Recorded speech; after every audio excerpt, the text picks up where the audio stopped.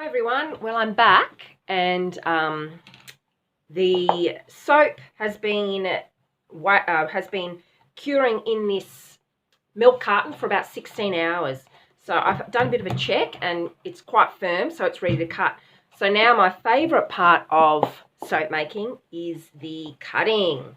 So this soap, with whichever container you used, you will need to rip it out. Because it's quite firm. And the thing is, this carton is still recyclable after this. So, here we go. I hope you can see it. So it's just going to come out like a block, and then we're going to slice it up. And then it's going to need about another 6 weeks to cure before you can use it. Okay, so it's still a bit soft, I can tell, because as I'm peeling the paper off, it's kind of... it's taking a bit of the soap away, so I'm just going to get a knife and cut down.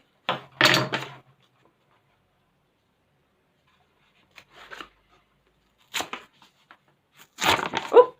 So I usually do this in fast time, but because it was an instructional and you probably haven't seen it before, I thought I would just show you in real time rather than speeding the video up.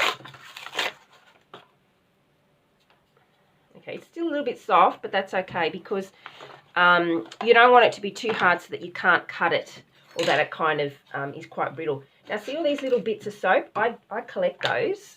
I know it's probably overkill, but it's because I don't like waste. And so that, I'm probably just using in the sink or put it in one of those little soap saver bags that I sell, just to use it all. Okay, there we go. So it's going to be a bit soft, but here we go. The reason I'm not showing you my face this morning is because I'm in my pajamas. And yeah. So what we're going to do is just cut it down like this. Just use a sharp knife. So you can see it's got some bubbles on the top. That's just from me tapping it down yesterday, but obviously I didn't tap it down enough, but that's quite okay. And that's a soap there.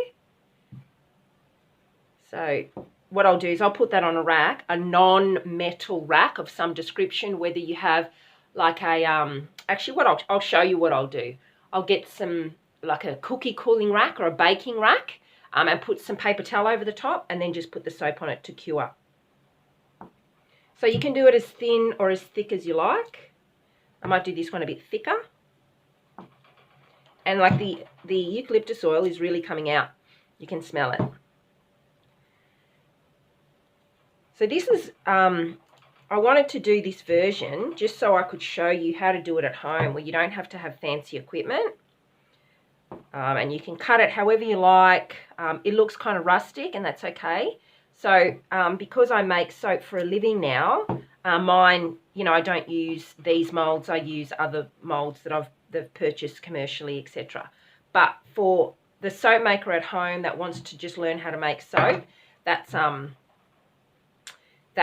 really all you need. Just like a carton, leftover milk carton. And what I can do is I can do a bit of a lather test on that and show you how it will bubble up. But I'll get that rack just so you can see how I cure it.